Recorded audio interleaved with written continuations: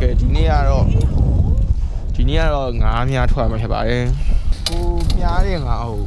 ပြီးရင်ကိုယ့်ကိုတက်ပူတော့ပြီးတော့အပေါ်ပြန်စားရမှာ Okay တက်ပူတော့ဆိုတော့ကိုယ့်ပြန်ချရမှာလား Yes ဟုတ်ကဲ့သူတို့ကြော်ရမှာဟုတ်လားသူတို့ပေးရမှာ Okay တို့ရုံစားတော့မြားရမယ် Okay let's go သူမြားမှာကတော့ဒီလိုမျိုးတန့်လေးနဲ့မြားမှာမြားရဒါတော့ကျွန်တော်တို့မြားမဲ့တန့်ဖြစ်ပါတယ်အားလုံးကမြားမလို့ထိုင်နေကြတာ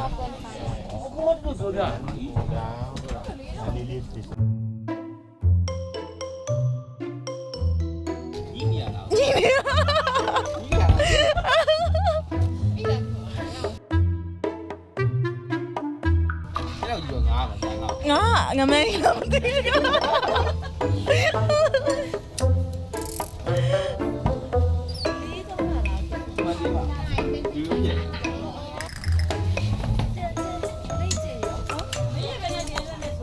မီးပါဘူး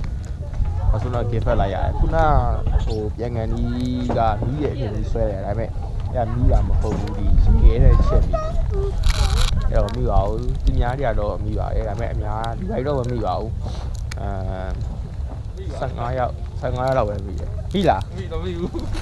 ဘေးနာမိတယ်ဘေးနာနှစ်ကောင်တော့မိတယ် အိုးကြီးလားငါဘယ်သူများနေမီးကြကိုရီးယားတော့မမီးပါဘူးโอเคဒါကကျွန်တော်တို့ဒီငါးဖက်နဲ့ activity ကိုဖြစ်ပါတယ်